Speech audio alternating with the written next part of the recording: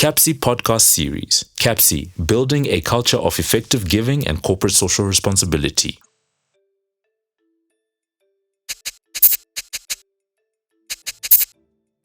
Welcome to yet another episode on Conversations on African Philanthropy with me, Bhekinkosi Moyo, the Director of the Center on African Philanthropy and Social Investment at the Wits Business School.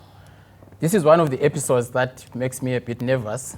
I'm talking to my boss, Professor Maurice Radebe, who is currently the Head and Director of the Wits Business School. Previously, he served as an Executive Vice President responsible for Sasol's energy business globally. But he also worked across countries in Qatar, Mozambique, among others. Prof, welcome to the episode. Thank you very much, Professor Bhekinkosi Moyo. It's really a pleasure to be in this wonderful episode. And thank you, Prof, for making the time. I know you're a busy person. We just snatched you from another meeting. After this, you are going to another meeting as well. But for us, this is an absolute pleasure to have you grace this occasion. We started this series of conversations because we want to shape a new narrative on African philanthropy and social investment. And that's the reason why CAPSI, the Center on African Philanthropy and Social Investment, is located here at the business school. Because we see the value of sculpting leaders in the continent whose vision and DNA is shaped by ways of thinking about how to be socially just in terms of responsible to the many challenges that face the continent. And as the head of the business school, we are excited to have you because we want to trace your journey, starting from the very beginning. Who is Maurice Radebe? Wow, that's a long way to go to start. But I was born in Katlehong, so I come from the real dusty townships of our nation, like many others who were born in townships like Soweto and also born in rural areas. In the environment which was not conducive for kind of growth that is unleashing the talent of people. But I was blessed because my grandparents in particular, particularly my grandfather, who became my mentor, was a business person, and he started a small business, and I saw him building it and growing that business. And there's some values that I learned from him is one, first, the value of integrity, but also of generosity. I mean, I still meet people in Katlehong who will tell me that my grandfather helped them to get to school, paid for their education. So in the context of philanthropy, we've seen that in my personal life. And then I was also blessed in the sense that I went to good boarding schools at that time. And then I went to the university, which is popularly known as TEFLOP, University of the North. And later on, I came here while I was already working. But I spent most of my life in the energy world, and for 30 years. And I ended up running the energy business of Sasol on a global scale. And yeah, I am married I'm proud to say, for 36 years. Got 3 daughters, and I am also a grandfather. That's what pleases me, is to enjoy time with my grandchildren now. And yeah, and I'm also now at the end of my corporate career and business life. I had to make choices about how do you spend my life. And a friend of mine said to me, you know, the first 30 years of your life you learn, the next 30 years of your life you earn, and the next 30 years of your life you return. Yeah. So I'm in that space of returning and giving back, and which is in line with your center, which is CAPSI. Yeah, and of course there are so many themes that I want to unpack with you. Everyone who has listened to you knows that you are passionate about ethical leadership. Yeah. And you've just mentioned growing up and some of the values that you probably got from your upbringing, especially from your grandfather. Yeah. But why has that particular theme and insistence on ethical leadership be something that has driven you passionately? I mean, every time I listen to you, that comes out. Yeah. Well, first, as I said, my grandfather was an ethical person and instilled that.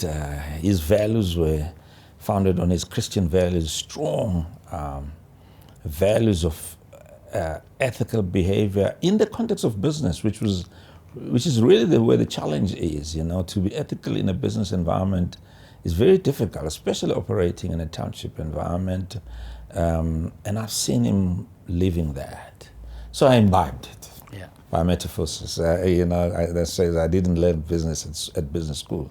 I just, osmosis, I just learned it from him. But what is now driving me now is I've seen the devastation of corruption to Africa. As we say, Africa is not poor, but it's got poor leadership. And the fundamental problem we have in this continent is that we've got corrupt leaders. And having been in the energy business for 30 years, and I've seen corruption at a huge scales where billions of dollars just gets stolen because of and that has a huge impact on the economy, huge impact in making people poor, communities poor, and that really drives me, if there's something called righteous anger, I'm really angry about that, because,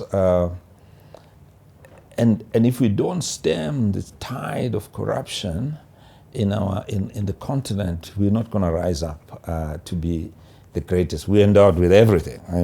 We end up with minerals, oil, gas. Now we end up with sun, and which is the energy new energy needs wind. But if we don't use it profitably to the benefit of all, not just the few people who can line their pockets, we're going to remain very poor. Yeah. And that's really what drives me about pushing ethical leadership. Yeah. And then, of course, I suspect, and you correct me, that some of the values and some of the experiences in your illustrious career led you to setting up the Unleashing Leadership Potential Foundation in South Africa, because I think if there's one place where people could go to learn about leadership in this country and in Africa, it is this foundation that you set up. Maybe we could talk a bit about what drove you to setting it up and some of the successes that you have made over time till the time I would say maybe till today, because you are still involved. Yes. What really led me to start the leadership, Unleashing Leadership Potential, is because, and the words are words which are very selectively chosen. It's unleashing, number one. Yeah.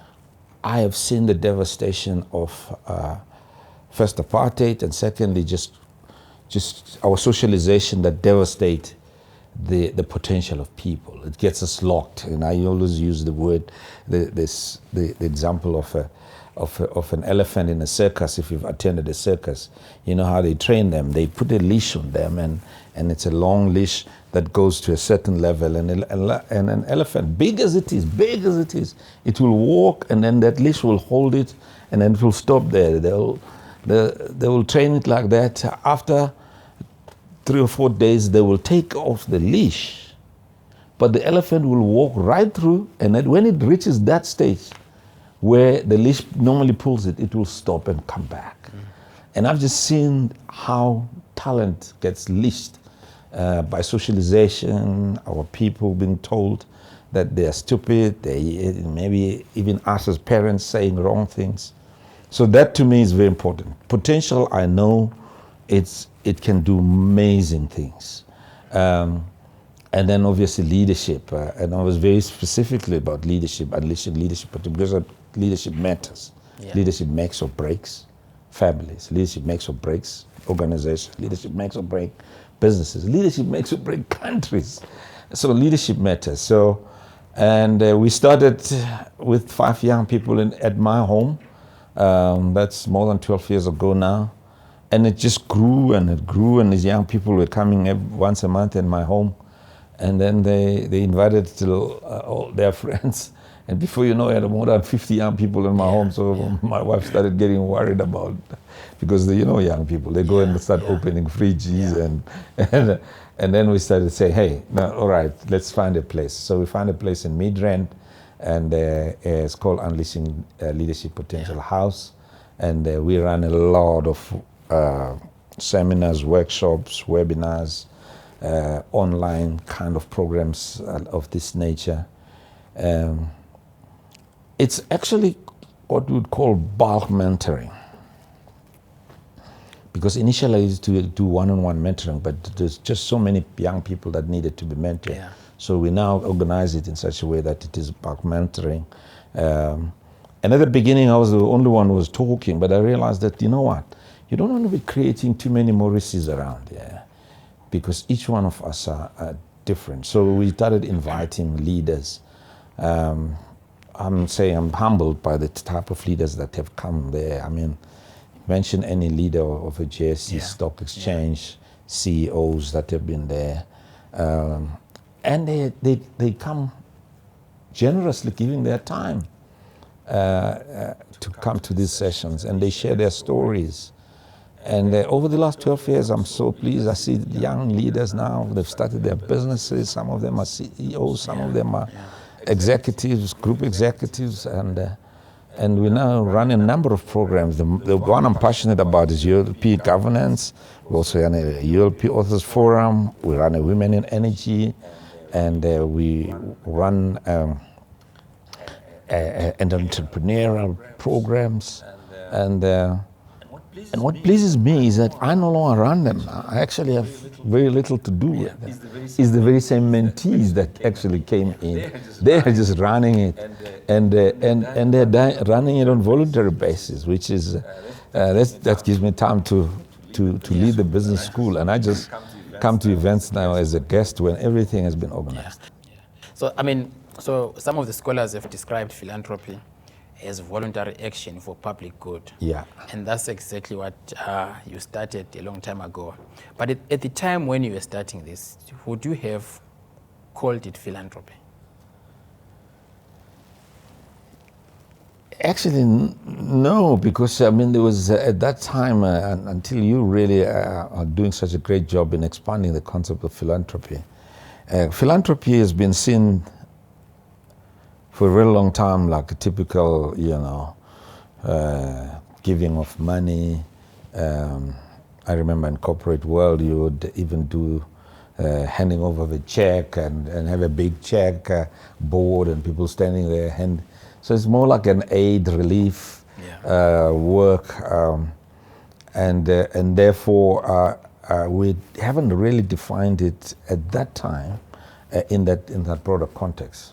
Yeah. But thank God for people like you to really actually expand this concept and making sure that it is meaningful and it's all encompassing. Yeah, and so as we are speaking, I'm realizing the need for QAPSI and other institutions to actually dig deeper into some of these practices and some of these initiatives, because this is one initiative that, to me, already has all the signs and features of philanthropy. There's voluntarism, there's giving, but there's also sustainability. But there's also the bigger issue, which is why is philanthropy needed, is to address the bigger problems of society. Yes. And one of them is leadership. Like you said, if you don't address leadership, you might have thriving economies, but at some point they'll break, and so forth and so on. So there's one element that I'm already seeing that we need to dig deeper into some of this. But just behind you is this thing called kisima. Yeah. And kisima is a Swahili word that means well. A well. So So we all go to this well when we are thirsty to fetch water and all of that. And it seems to me like you've been one of the biggest wells for these young people, some of whom you are saying have grown on to be actually in big leadership circles. I'm just wondering the extent to which we can bring those people, not just to the Leadership Foundation, but really to giving back in an effective way to society. We always talk about high net worth individuals, your Patrice Mutsepes and others, but actually there are so many other people whose names we don't know, and some of them have gone through your own program.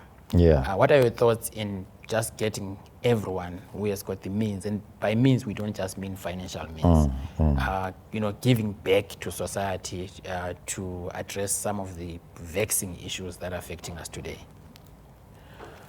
It's absolutely essential what you're talking about, because you see, when you say to people give, they think, oh yes, it's only the rich and famous that must give.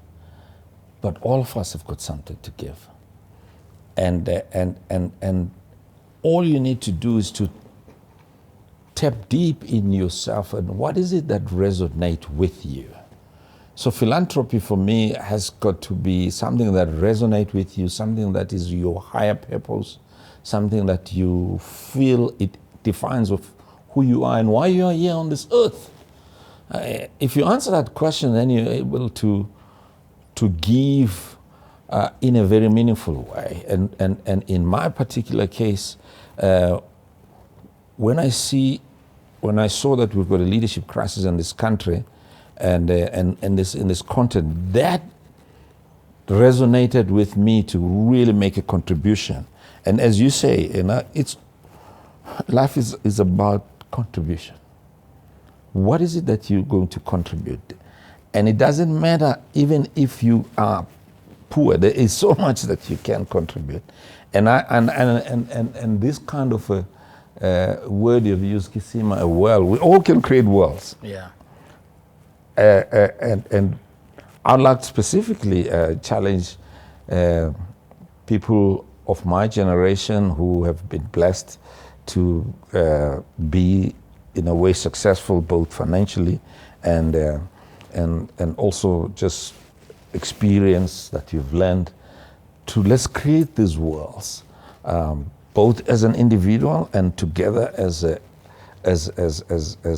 corporately. Right now I'm speaking to a number of my own colleagues and friends who are retiring and says, come here at business school. For instance, just coming here at business school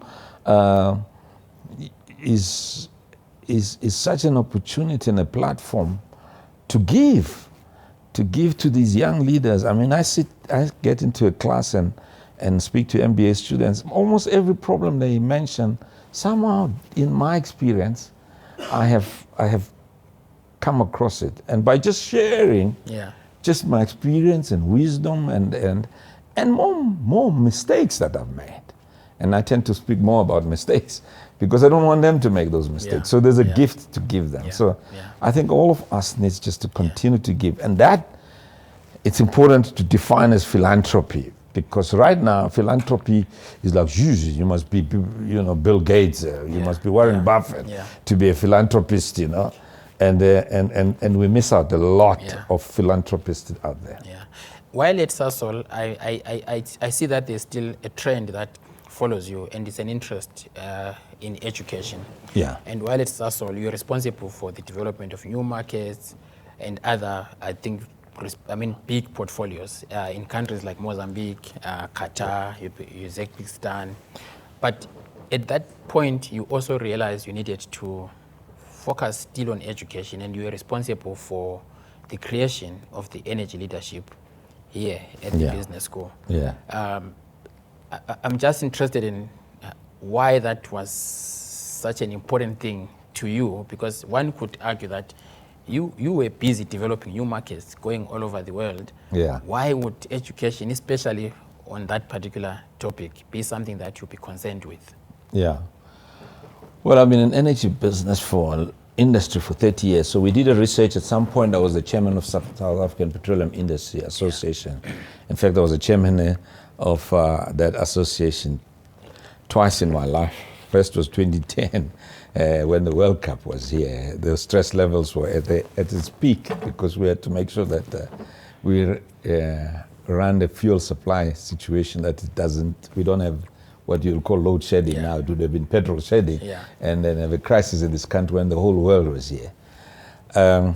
We did a research and we realized that actually the workforce in the energy industry is aging.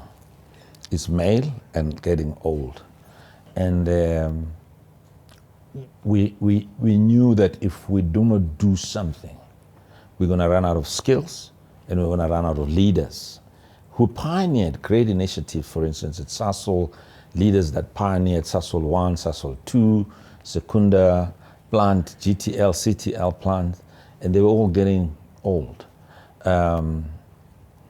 So out of that research, I decided, together with the school here, that we need to set up this kind of pipeline of leaders to make sure that the energy industry continues to be successful and continues to grow. The second reason why I wanted to have a program here, particularly PDM, postgraduate diploma in energy leadership and then masters, is because I came here as an MBA while I was already in energy. Yeah. If there was an MBA energy, for instance, I would have taken that. That would have probably fast-tracked my career. So I learned through trial and error experience and throughout my 30 years in the industry, and I realized that the best thing I can give, again, the giving. Yeah.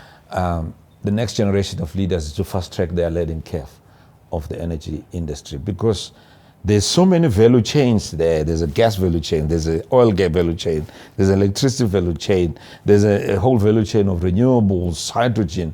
And if you learn that early in your life, you can be able to choose one and then excel in it and become a leader on that. Rather than when I got into one value chain and I had to learn through trial and error. And it's just to fast-track the learning, because if you fast-track the learning, and then the third reason is to make sure that we get people who will have a holistic, integrated view of the whole energy mix. Yeah. So that we can be able then to have people who can come up with integrated solutions to our problems. Because if you're only in one value chain, you wouldn't be able to solve the problems that we have. And energy problems are complex. Yeah. And they are geopolitical. So we also teach geopolitical in this program. Yeah. So it was a combination of addressing the workforce challenges we're going to face, and secondly, just to make sure that we produce leaders that will take this energy industry, especially in the complex journey that we have of transition to lower carbon economy. Yeah. Listening to you, I can't but draw parallels between some of the international philanthropies that have operations here. So if you look at the Ford Foundation, it's the early beginnings of the Ford Foundation. Henry Ford realized that the workforce needed some form of education, because he felt that they were now producing almost the workforce was almost thinking like a conveyor belt. Yes.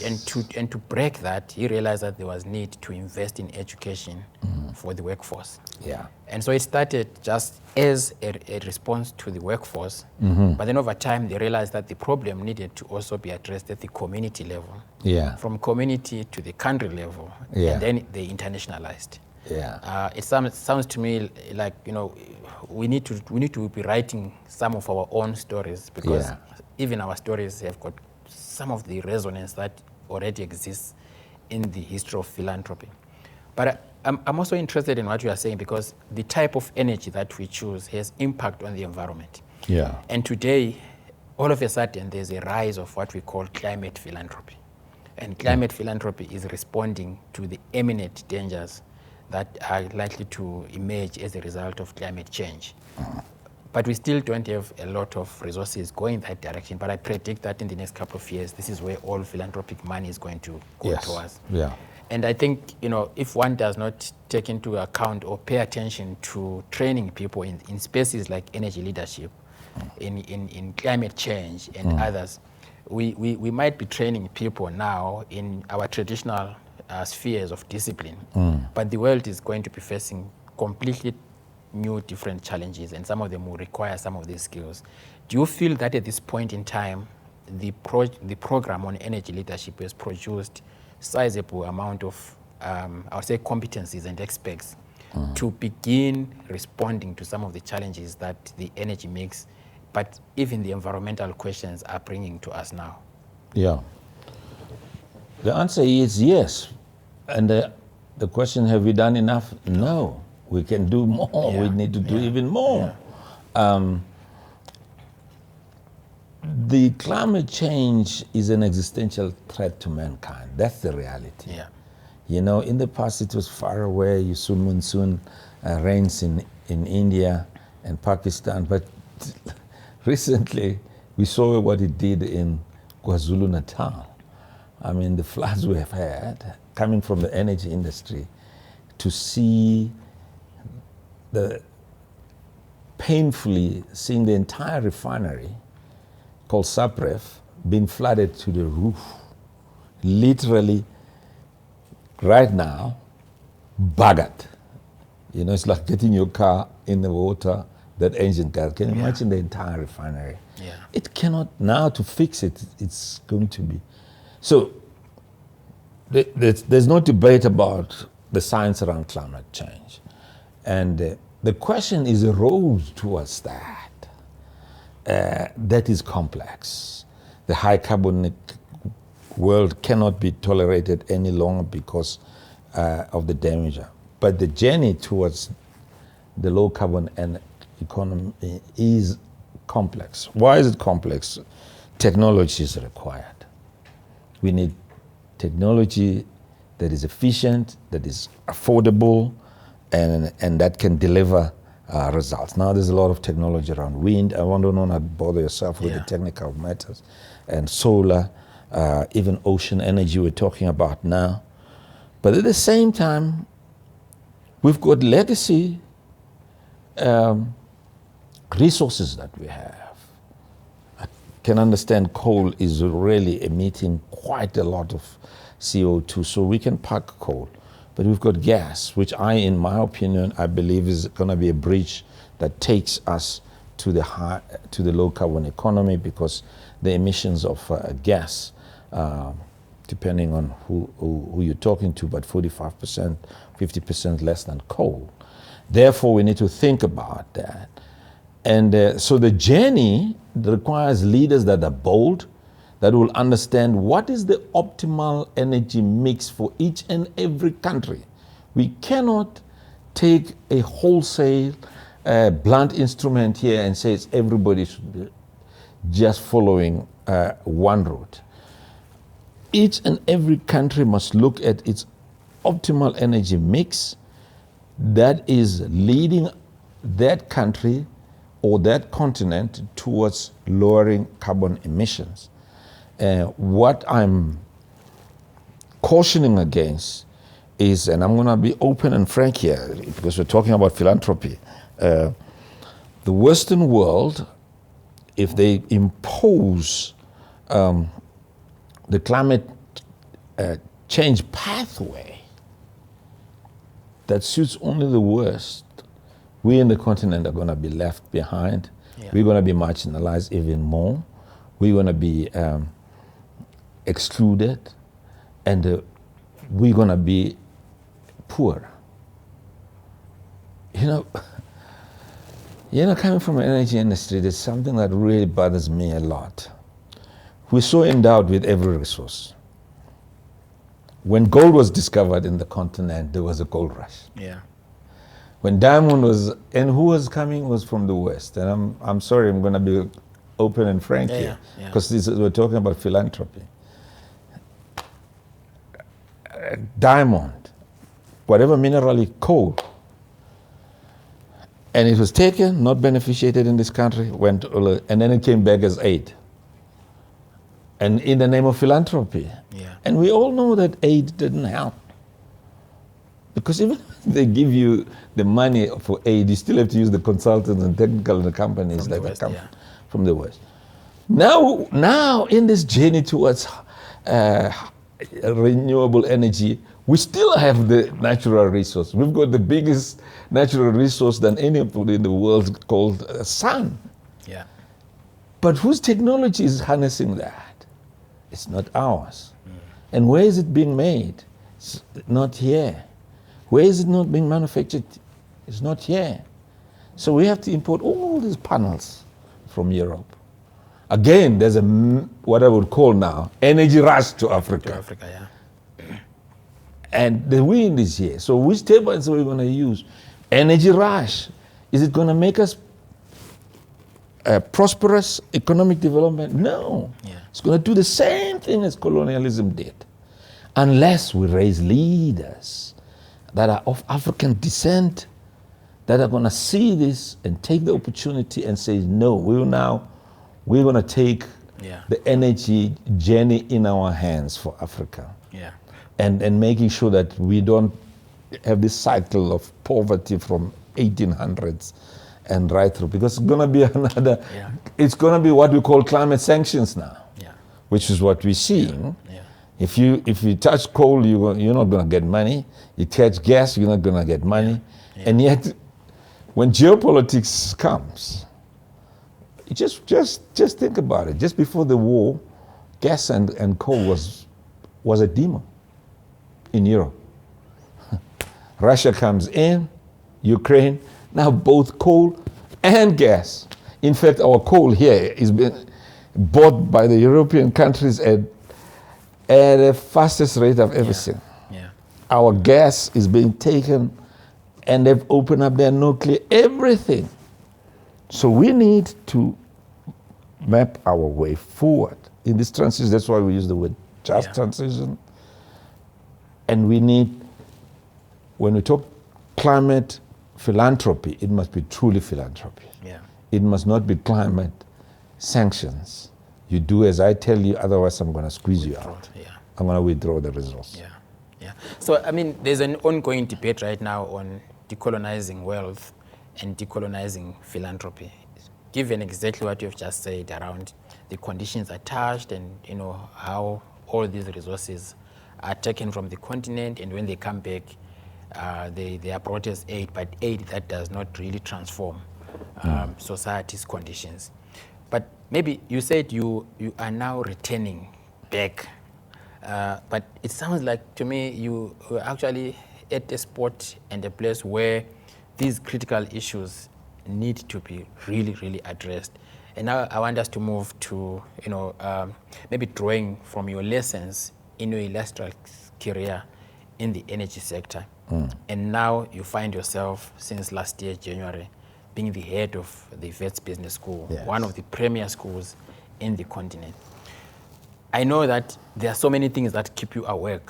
But first, let's talk about how did your so many years in corporate, but also in a specific sector, prepare you for the leadership role that you currently have? Because you were in charge, but also taking part in some of the most, and I would say, cutting edge technology, research, knowledge generation, among others. And here you find yourself leading one of the best schools in the continent.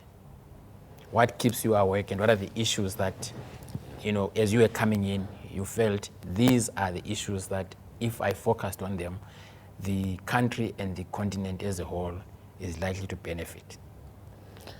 First of all, coming back to Wits Business School is like coming back home. 26 years ago here, I was an MBA student, and I come back here and I see young people, I see future.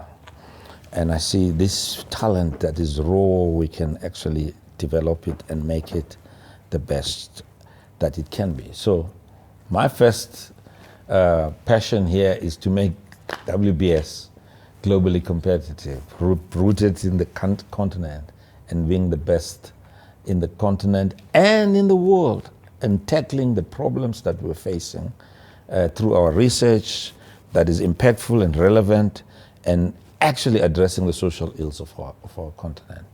So that's what keeps me awake at night. How are we going to make this school to really become a force for good in the continent?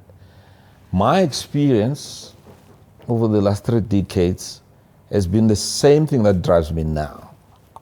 The reason I spend all my time in energy, because energy is a force for good. There is no economic development. There is no education. There is no health. There is no services unless you've got energy. So I knew at the back of my mind that if we get the energy, and just to give you an example in terms of education, I mean, if you're studying your metric with a candle and you're studying your metric, preparing your metric with a light, the difference is massive for the results of that child. So energy divide in itself is a scourge that exacerbates poverty. So my being here is now an opportunity to do two things. One, prepare the next leadership to make sure that they contribute. But this platform also gives me a chance to influence policy, to bring thought leadership, to speak truth to power, if it were, and make sure we have policy frameworks, regulatory frameworks, legislative frameworks that are conducive for the development of the energy that will be inclusive and make this continent prosperous. So this platform called WBS is an amazing platform for me at this season of my life to be in this, because it gives me an opportunity to really contribute significantly. In fact, I thought I'm going to be taking it easy, but I'm ending up working a little bit more harder now. But it's work, it's not a job. There's a difference between a job and a work. You know, work is about living your purpose and actually working out. And I feel that I'm living my purpose. So even when I'm putting so many hours, I don't have a sense of fatigue and tiredness or bitterness, feeling that you know I'm working so hard, because now I know that at this season of my life, I've got to run my race and run it fast, and contribute significantly. Yeah. So your first speech, I mean, if I remember very well, there was a phrase that you used. You said you were going to put fire underneath. And I'm looking back now, and beginning to see and read. I mean, I think in a few weeks back we had an article in the Financial Mail talking about some of the big changes that have happened. And I think that if we don't recognize that, we might not see the direction that the school is taking. And I know that there were priorities that when you joined, you wanted to make sure that they are implemented. Yeah. How far are we with those priorities, and how much fire have you been putting underneath? Well, when I use the word put fire, is because when I arrived here, I got a sense that there is a sense of lethargy and a kind of laissez-faire approach, and there was no sense of urgency. And not everybody, by the way, some people here understood. And there was a sense of lack of vision. So start by saying, you put fire in two ways. One is to cast the vision when you're a leader. Yeah. And cast a vision where people can see that it is possible, as Nelson Mandela said, everything seems impossible until it is done.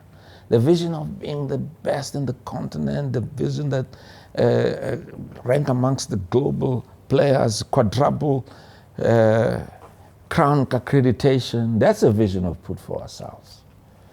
That is a pull. Yeah. And at the same time, you have to hold people accountable. Yeah. That's what I meant by putting fire, is hold people accountable. And we've created an accountability structure here, which is pretty strong, and the regularity and the cadence of accountability structure, like every Monday morning, we meet the steerco. You have to account everyone where they are. Yeah. We've set very clear, very stiff target. We've got a PMO office. Tuesday, the EXCO meeting meet. EXCO members meet, evaluate where we are.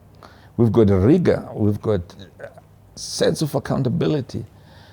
And you can see, and then we also have a huge cultural workshops. And then we've now look at organizational structure. And is this organizational, is it efficient? And we've looked at the academic program. Is it relevant? We've set up the advisory council for the MBA program. We've set up the advisory council for the advisory board for the school. And we've now attracting so many talented people who are coming to help us here achieve. So, yeah, I'm actually was humbled by that article because the turnaround is happening, and it is definitely happening. Yeah, I mean, we all see it, and of course we getting close to wrapping this up, and I wanted to talk a bit about CAPSI. Yeah. Because when you joined, we were keen to introduce you to CAPSI staff, to our programs, to our partners, invite you to most of our events, and partly because when we set up CAPSI and we positioned it within the business school, there were so many theories and critics who were not so sure whether a center on philanthropy should be located at a business school. And of course, our arguments were that given the global trends and what Africa requires, ethical leaders, and ethical leaders need to be sculpted in business schools. And so for us, it wasn't a big issue locating CAPSI here. Yeah. Over time, I think people are beginning to see the linkages between the corporate world, philanthropy, but also the need to then, have sustainable solutions. I just wanted to get your thoughts on what your expectations of a center like CAPSI ought to do. We are still a very young center. We are still ambitious. We need more resources. But we also feel at some point that, we need to be strongly embedded and be supported by the school. But we cannot do that without, at times having these conversations with you to hear what your expectations of a center like CAPSI ought to be in championing the vision of the school, whose vision is currently led by you. Thank you very much. That's a great question. First of all, let me tell you personally, I love CAPSI, and I mean that. I didn't use the word like, I used love advisedly. Why? Because as a young person, before I really started my career, I worked in an NGO where I actually was facing the poverty of our people. When I finished, that's why I encourage young people, when you finish your degree, go and work in an NGO before you start your career. So seeing poverty, doing relief work, traveling throughout this whole country, working with organizations like Red Cross and many others in that space, imbued in me that sense of philanthropy. Throughout my career in the corporate world, in fact, I entered the industry in the energy as a corporate social investment officer. And there was no school like this one that would actually educate me. So what am I expecting CAPSI to do? If you look at our vision, one of them is sustainability. And sustainability is about making sure that philanthropy is embedded in our students, one by one. Because every young person who's here right now at this place is going to be a lead at some point. He's going to command resources. He's going to be in charge. He's going to be steward of resources. And if you don't have philanthropy deep in your heart, you will think when you have to allocate resources to communities in which you operate, it's going to be like you're wasting money. You'll think it as an expense rather than an investment. And I want you, if there's an expectation I have as CAPSI, is to ensure that you mainstream philanthropy and corporate social investment throughout all our programs under the sustainability, the SDG goals. You need to be the one that champions them throughout this whole school.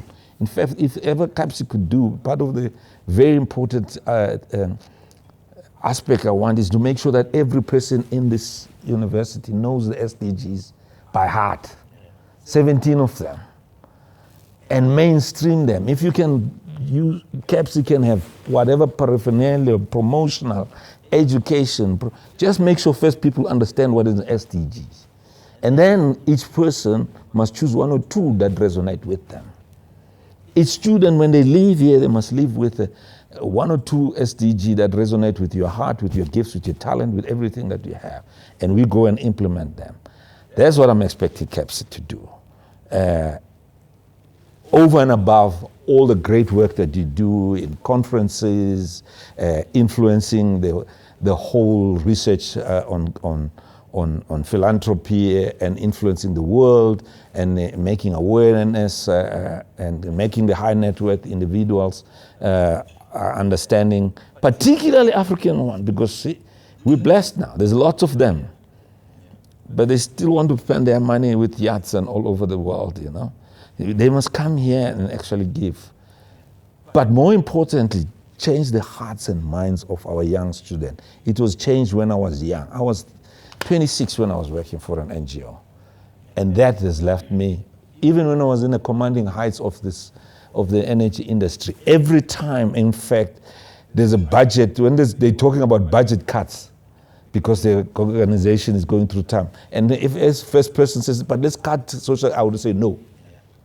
That's the last part you cut. You go and cut all the other things that you do. You don't cut social responsibility budget. Because at that time I was the MD of the company and I could say it and I had power to say it. And that's what you need. So, Prof, thank you so much. As we end, there's the camera. I think the audience might want to hear again your vision of the school on that camera. Well, the vision of our school is to be a leading African business school that is deeply rooted in understanding the challenges and the social ills of this continent and marshalling all our resources, both intellectual, research, capability, writing, teaching, to tackle the challenges of this continent. But not only that, we also want to be ranked amongst the best in the world so that we can give our students an opportunity to be players on a global stage. We're forming partnerships. It's a key aspect of our strategy with Ivy League organizations throughout the world, but firmly also top business schools in Africa. We're forming partnerships with employer organizations. We are definitely want to be part of the journey and growth of the economy of this country. We are going to digitalize the entire school. We use the word digital at the core so that our students are digital, savvy, but also ethical and agile. That's the vision of our school. We also want to make sure that it is measurable. Therefore, we have embarked on an accreditation process. We already got AMBA. We are working on an African accreditation agency. We are working on a European one and American one, so that our school is globally recognized, so that we can form partnership and joint degrees, exchange programs with every school in the world. And in terms of the global South, we want to lead and also make sure that the global North learn from us about solving the problems of the global South, particularly our continent. I wish Capsi and Beggy and the team all the best, and I know you'll succeed. You'll make philanthropy mainstreamed in this whole university and throughout this whole continent. And it should be defined in our own terms as Africans. Thank you very much. Thank you, Prof, for giving us this opportunity to talk to you. That was Professor Maurice Radebe, the head and director of the Wits Business School in Johannesburg, South Africa. Thank you for watching.